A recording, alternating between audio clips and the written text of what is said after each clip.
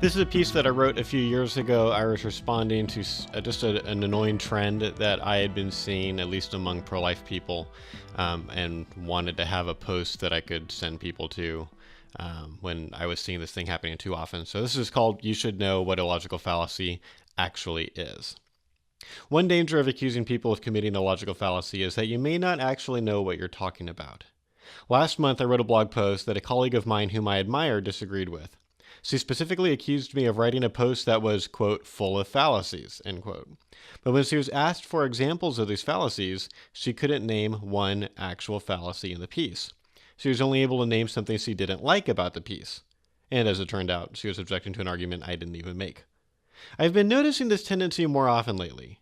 People, especially pro-life nerds like me, are tempted to talk about fallacies all the time in conversation. I think this is often because being able to point out fallacies seems to help us quickly demonstrate the problem with the other person's reasoning, and it kind of shows that we know what we're talking about when it comes to logic and argumentation. To put it simply, it makes us sound smart. But there are several dangers to this. I'm going to talk about one of them in this post and another in a follow-up. The first danger is talking about fallacies when you don't actually know what you're talking about. I like something my brother Tim said as we discussed this issue. He said, "When some people say that's a fallacy, it's sometimes nothing more than a sophisticated way of stating I disagree with you. But being wrong about something is different than committing a fallacy." End quote. Gary Busey used that phrase in just about every episode of Celebrity Apprentice the year that he was on. He would yell, "That's a fallacy!" And every single time it meant, "I don't agree with what you just said!" In a recent blog post, I referred to Paul Graham's hierarchy of arguments. As I sit in the post, I see people simply contradicting each other the most often. Instead of responding to the person's argument, they lazily reply by restating what the opposite view is with little or no supporting evidence. Accusing people of fallacies when what you really mean is that you don't agree with them is another form of contradiction. And it's not persuasive. Let me give you an example of a fallacy people often accuse each other of, even though they might not know what it actually is. An AdHominem fallacy. I've seen conversations where as soon as one party says something remotely negative about the other party, they're accused of an ad hominem attack. I recently stumbled upon a video that I think would be a helpful quick lesson to both pro-life and pro-choice people, because I think many people on both sides may be confused about the definition of an ad hominem fallacy. As William Lane Craig explains in the video, an ad hominem fallacy happens when the reason you reject the other person's conclusion is because you attack his person.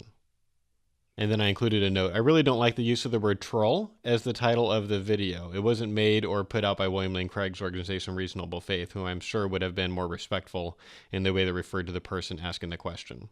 And then I embedded the video, which was titled William Lane Craig Teaches a Troll a Lesson. So I'll link to the video. I'm not going to include it in the podcast description. I don't have permission for that. But I'll link to it so you can see it if you want to see it. I go on. Does this mean you should feel free to say whatever you want about other people as long as you're not automatically rejecting their conclusions? Of course not. But I think you should consider carefully what an ad hominem fallacy really is before you cry foul when the person you're dialoguing with says something that has anything to do with your character. Consider this illustration. Imagine that I'm an abortion practitioner on the side, but I continue blogging and speaking about pro-life arguments. Would being an abortion practitioner make my arguments false? No. But I would probably be the biggest hypocrite on the planet. Now notice the difference between these two arguments that a pro-choice person could offer if they found out about my day job killing babies. 1. Your pro-life argument must be false because you do abortions. And 2. I'm struggling with the question of whether I should take what you're saying seriously because you do abortions. It's causing me to wonder if you really believe the arguments you're making. Do you genuinely think abortion is unjustified homicide, or are you trying to manipulate me? If you genuinely believe that abortion is homicide, I'm willing to engage those arguments, but I would also like to understand better how you can do what you do while believing the things you believe. I don't think the latter is an ad hominem fallacy.